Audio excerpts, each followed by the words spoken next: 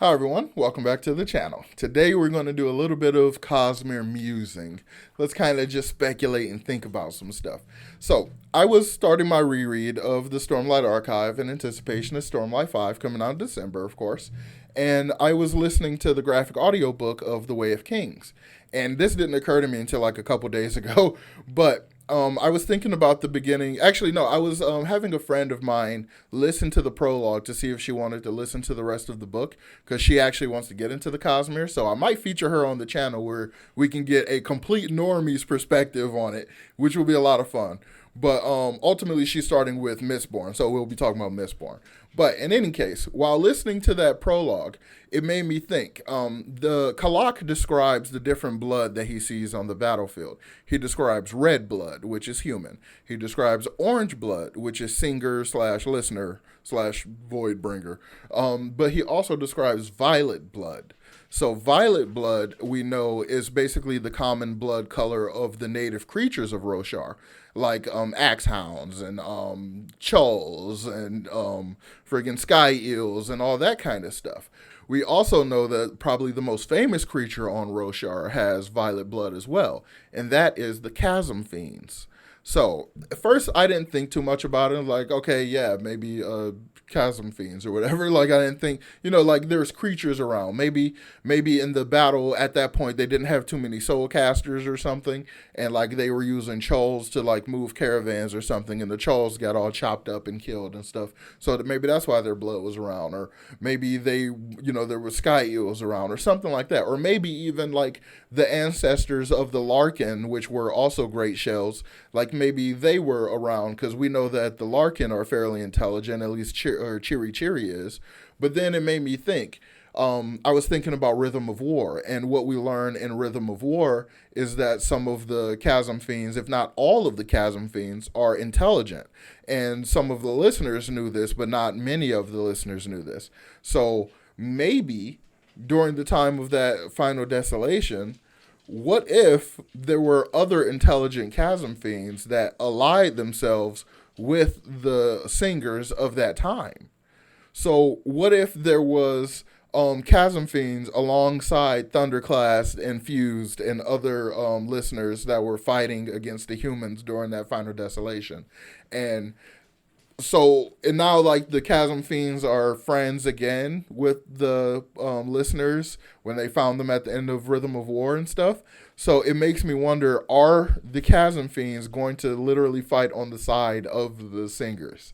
Is that going to become a thing? Like, as much as they're basically harvesting gem hearts and have been murdering chasm fiends for 6 years unending, like I imagine that if there is a large number of intelligent ones, or particularly intelligent ones, they probably also have, emotions similar to vengeance and fury and stuff. So I doubt that they would be able to be recruited to the humans, but the listeners that have branched off now are basically like the listeners of old. They're the ones that seek a way away from the influence of their gods and the conflicts with the humans. So they are more or less a neutral party. So does that mean that the Chasm Fiends would also be neutral? Because they don't seem to have shown their intelligence or exposed that aspect of themselves until after the wars on the Shattered Plains. So if they didn't, seek any listeners or singers to communicate and ask for help while they were being slaughtered in their hundreds or their dozens probably, then it's interesting to think that why would they, communicate or expose themselves now? So I'm wondering if it's more of a case of we both need to help each other find some sort of refuge that where the humans won't harvest us basically and consistently murder and wipe out our numbers or something. Like I wonder if that's a thing. Or I wonder if the nature of the but no, maybe that's not a thing because I wonder, the thought I just had that I kind of dismissed is I wonder if the Chasm Fiends' intelligence was affected similar to how the listeners were and the way they got trapped in dull form. So I'm wondering if Chasm Fiends were like unintelligent for a long time, but since the advent of the Everstorm has been going around for quite a while and stuff, maybe they've gained their intelligence back, or maybe there's a different type of spren that they bonded that made them slightly more intelligent. Like maybe they had bonded a proto void spren, and now since they're void spren around again, because of the Everstorm. Maybe they bonded one again, and now that made them intelligent. Maybe they're technically in like a regal form, but they're still Chasm Fiends. I don't know, but I thought this idea was really, really interesting because I didn't think much about it. On multiple rereads, I completely just glossed over the description of the blood colors, but it didn't occur to me that like, those blood colors indicate who is actually fighting. But so there's also one other possibility, but I'm not sure how well it holds up. So this idea of the Sleepless, the Amiens, who are essentially composite people, they're composite beings. They're like they could also have purple blood, but I hesitate to say that they have purple blood because their entire species is non-native to Roshar. Even though they look like Kremlings and can easily pass for Kremlings, they're not native to Roshar. So the idea that their blood would be the same color and their physiology being the same feels a little bit like a long shot or just a very convenient coincidence. So maybe not, but potentially it is just a convenient coincidence. So say a Sleepless is, in the form of a human, completely composited as a human, or as a singer for that matter, and was fighting on the side of the singers during that final desolation, probably because they wanted to also still help the Larkin and protect all that stuff, which actually makes a lot of sense. Then maybe perhaps they were getting killed, and that's where the violet blood comes from.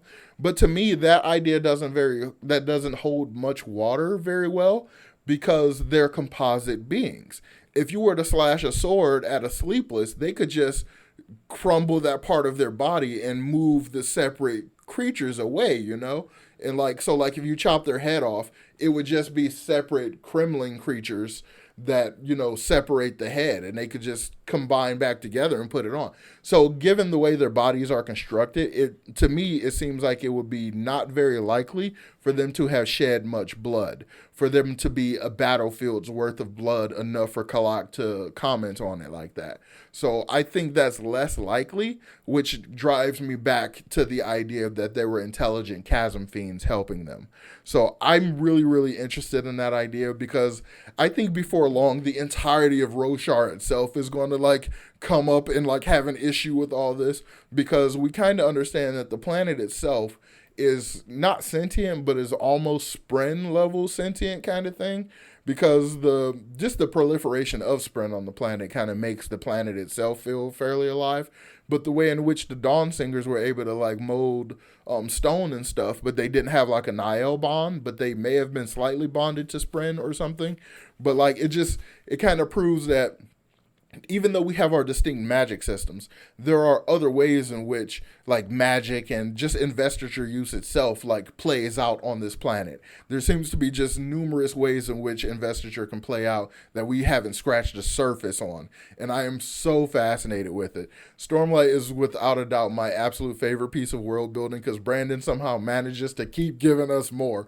We're about 5 books in and you feel like the world is fairly well established, but he keeps adding more stuff and stuff. So granted, this might be speculation and it might not be a true addition, but just the knowledge that there are intelligent Chasm Fiends, as we learn at the end of Rhythm of War, that in and of itself is an addition to world building, and I'm still jazzed about it. So yeah, let me know in the comments down below, what do you guys think about that violet blood that Kalak describes? Do you think that was the blood of some Chasm Fiends, or do you think maybe it was Sleepless or something? Let me know in the comments down below. I would love to know what you all think about it. And a lot of people, I was talking to people on the Facebook group about this, and a lot of people just kind of, because I speculated maybe it could be a Thunderclast, maybe just in case, trying to play devil's advocate. And a lot of people kind of harped on that. They're like, Thunderclasts don't have blood. They're pure rock. They wouldn't have blood. They're just rock animated by the soul of a dead singer. I'm like, I know that, but I was just trying to play devil's advocate and give y'all something to argue against the main point, not focus on a completely tangential point. So I thought that was kind of funny, a funny little interaction on the Facebook group. So yeah, I decided to basically make this video so I could, in a long form, kind of explain what I mean, and hopefully you all understand it and don't focus on the Thunderclast. And let me know what you all think about it. Please leave a comment. Let me know what you think about this idea in the comments down below, of course. And as always, please make sure you hit the like button, subscribe to the channel if you haven't done so already. And if you'd like to support the channel in another way, you can of course check out the Patreon. It's linked in the description. But as always, I will talk to you all next time. Peace.